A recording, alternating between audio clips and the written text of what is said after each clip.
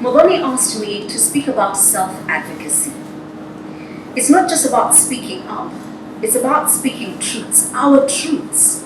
And we're really bad at that because we don't want to be judged, but also because, ladies, you judge other people for making the decision that 1 child is enough, 2 is enough, or I want 5. Self-advocacy is speaking truths and our truths. It's about owning our needs, our desires, and our goals, and you must own them. It's about understanding that advocating for oneself doesn't mean you're against someone else. It means you are for yourself. It is knowing that the seat at the table doesn't come to you, you have to pull your chair to the table. And if there is no space at the table, you start another table. It's like, they've cut me out. No. Start another table, you'll be surprised how many women come to that one. You'll be surprised. Ladies, the journey is not just about recognizing your worth, but also about having the boldness to claim it. Too often, you're worried about the wrong things. Modoni and I, maybe Jared Bobo, we are Kaudo famous, so we can be worried about what will people say. The rest of you, who knows you? Every time you're like, I'm worried about what people say, like. The only person who thinks about you before they go to sleep is your mother.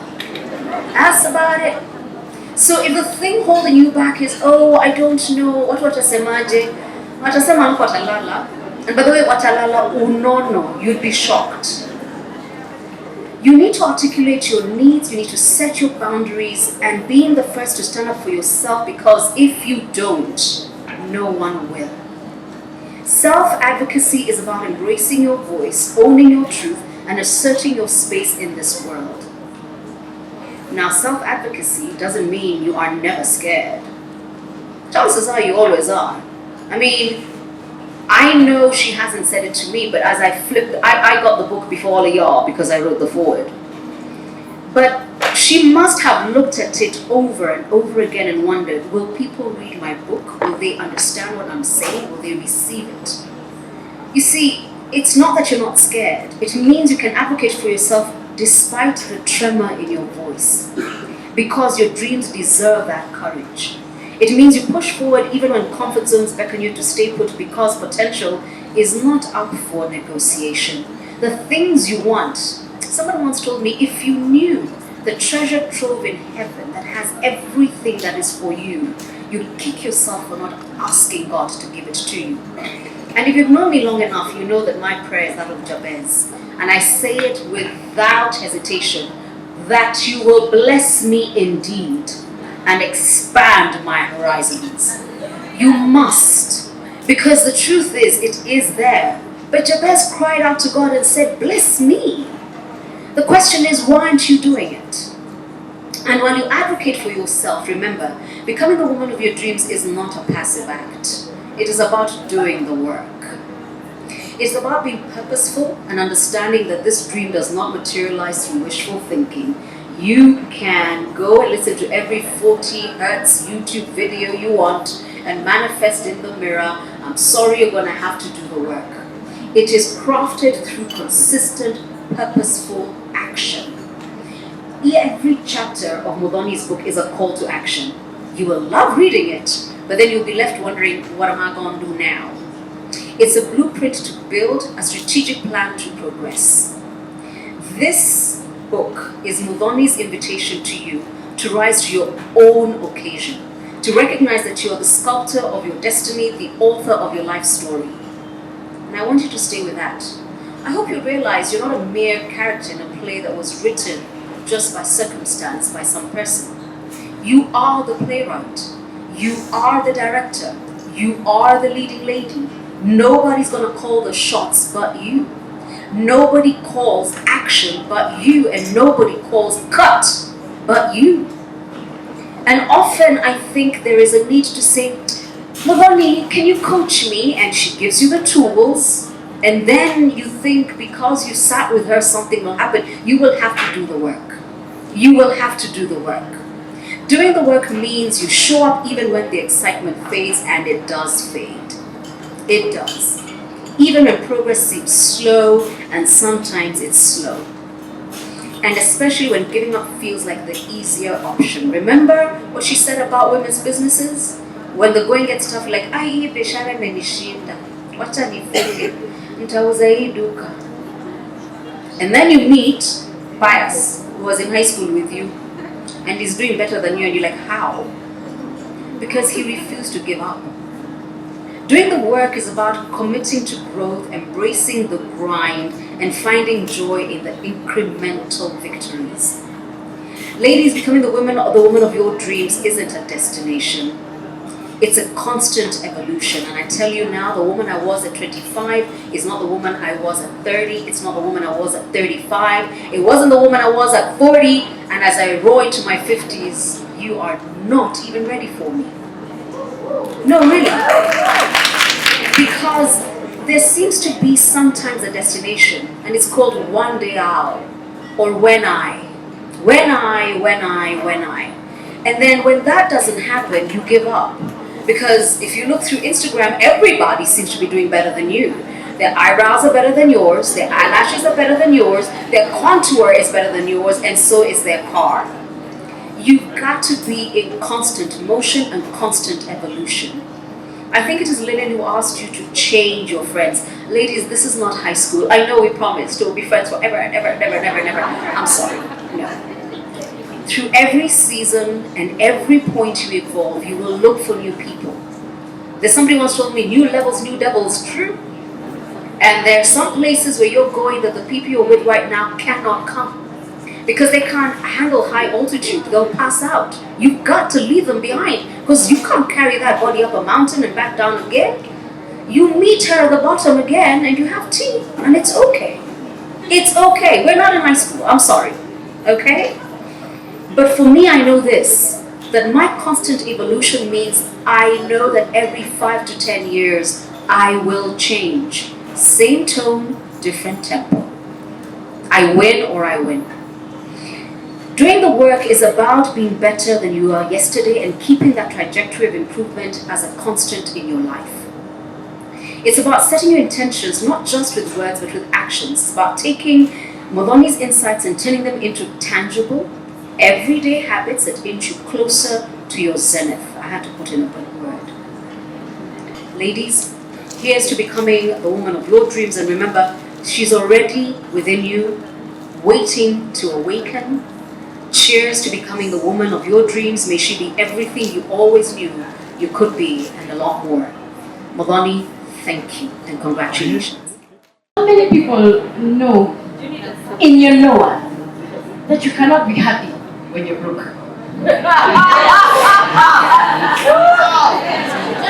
I think you need a rubbing mic. How many know that no matter how good you look, if your pocket is empty? How many know? How many have been there? Let's be honest. Ladies, it is time to be honest. Today, we are honest with ourselves. Isn't it? So, how many people know how much money they're going to be making in the next 3 years? Show of hands.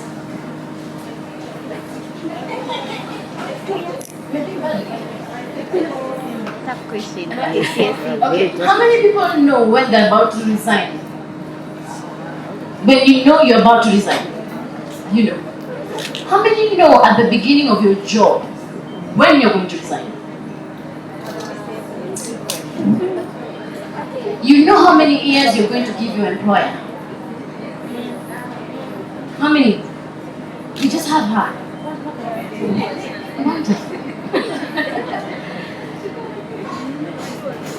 How many think they should know? Should know. Yeah? How many of us are employed? How many of us are running businesses? Fantastic. Did you know in the last 2 years, more women-led businesses closed as opposed to the ones led by men?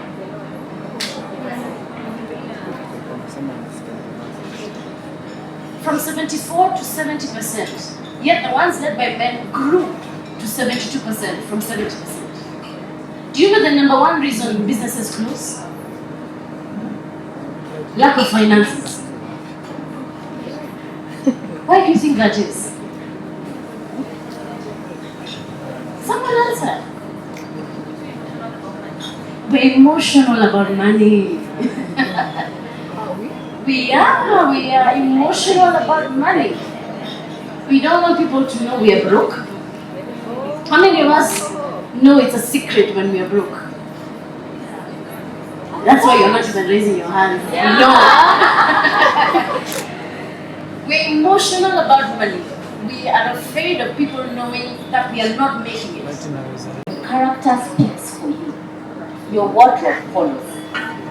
Okay? So see how you associate with other people. Are you a pleasant person to be around? Or are you somebody who see and look the other way, no matter how smart and cute you look in your outfits? So let me take you through the ABCs. I'll start with your appearance, which is what people love to hear. Right? Your appearance is supposed to be an enhancement to the person you are. It's supposed to be an enhancement. When you wake up in the morning, you have your self-care routine, you have your clothes laid out, I would assume so. And if you don't, please put that into practice. Plan the night before, what am I going to wear tomorrow? That way you're able to even put together an outfit that makes sense. Because at times you see ladies walking with a panty line, and you wonder, did you even prep to see what you're going to wear?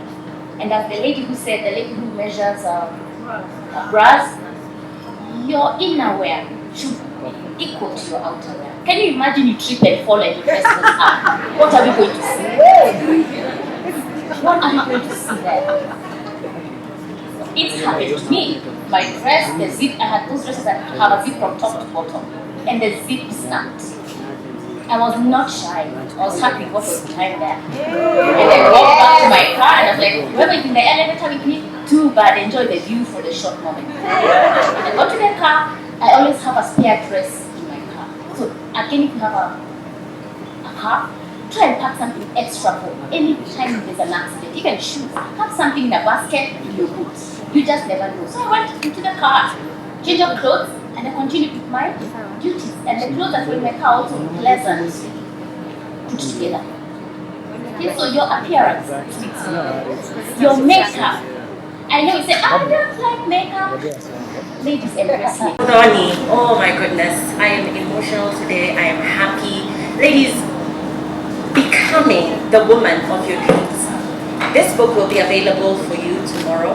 You'll all be able to get a copy of this. I've been able to read most of it. Not today, from midnight, or right after the function. Okay, I've been able to read almost all of it, and there's a little bit of each and every one of us here in this book. It's passionate, it's emotional, it's raw, like I said, there's every one of you represented here. So it's an honor to be in your presence. Ladies, my name is Lilian Uli, and before I read an excerpt from this very beautiful work by Muroni, I'd like to tell you a little bit about myself. I'm a mother of 2 boys, very, very handsome boys, 13 and 4 years old. I am also very human and see myself represented here in a lot of ways. Muroni has walked my journey with me, and so I'm so excited because when I read this book, there are bitter truths that have been revealed here that are really part of my story, as well as I'm sure are part of your story. So I'll read a bit of chapter 1. And this chapter is titled Reclaiming Your Self-Esteem. Reclaim Your Self-Esteem. And it reads, most of the time, my phone rang after reading the news, and my stomach would sink or tighten. I always used to assume the worst. I always thought I had messed up. Janet, remember those days? Farida. So we've been there. I thought I did not look beautiful. I thought I made someone uncomfortable, and so on. You're very stupid. What is wrong with you? You will not get that job. You are shapeless. Those are some of the things that Lillian here was talking to us about when she talked about the imposter syndrome, which I'm sure we've all experienced. So the book goes on to read, these are some of the conversations that were constantly in my head. I was constantly beating myself up, always criticizing myself, and focusing so much on my failures. I always felt that everyone was doing way better than me.